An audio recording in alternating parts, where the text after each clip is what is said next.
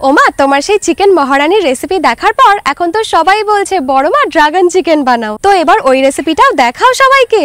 ঠিক আছে, চলো আজকে তোমাকে ড্রাগন চিকেন রেসিপি দেখাই। প্রথমে চিকেনটারে লম্বা লম্বা করে কাটিয়ে নিছি। এইবার ওর মধ্যে একটু নুন, একটা ডিম, কর্নফ্লাওয়ার, কাশ্মীরি লঙ্কার গুঁড়ো আর একটু সাদা তেল দিয়ে মাখাইয়ে খানিক সময় ধুয়ে দেবো। এদিকে একটা বাটিতে টমেটো সস, সয়া সস আর একটু জল দিয়ে গুলাইয়ে ধুয়ে দেবো। এবার কড়াইতে তেল দিয়ে তেলটা যখন গরম হয়ে যাবে তখন ওই মাখানো মাংসটা এক এক করে দিয়ে দেবো। এইবার খানিক সময় ধরে উল্টোই পাল্টাইয়ে ভাজে নামাই নেবো। এই দেখো পকোড়ার মতন হয়ে গেছে না? এইভাবেও খাওয়া যায়, কিন্তু আজকে তো আমি ড্রাগন চিকেন বানাবো, তাই তো আর খাওয়া যাবে না। কড়াইতে তেল দিয়ে কটা মৌরি, দুটো শুকনো লঙ্কা আর কাজু বাদাম কটা দিয়ে দেবো। তারপরে আদা কুচি আর রসুন কুচি দিয়ে একটু নাড়াই চাড়াইয়ে ক্যাপসিকাম, টমেটো আর পেঁয়াজ কুচিটা দিয়ে দেবো। সামান্য একটু নুন দিয়ে ঢাকা দিয়ে দেবো, তাহলে তাড়াতাড়ি সিদ্ধ হয়ে যাবে না। সবজিগুলো সিদ্ধ হয়ে গেছে। এবার ওই যে টমেটো সস, সয়া সস গুলাই থইলাম না, সেইটা দিয়ে দেবো। একটু সময় রান্না করে নিয়ে বাজে চিকেন কটাও দিয়ে দেবো। এইবার আর খানিক সময় রান্ধে নিলে হয়ে যাবে ড্রাগন চিকেন। এ রান্তি বেশি সময় লাগে না, কিন্তু খাতি ভারী সুন্দর হয়। উপর দিয়ে কটা সাদা তেল ছিটাই দিলাম, দেখো দিন কি সুন্দর দেখা যাচ্ছে। তোমরা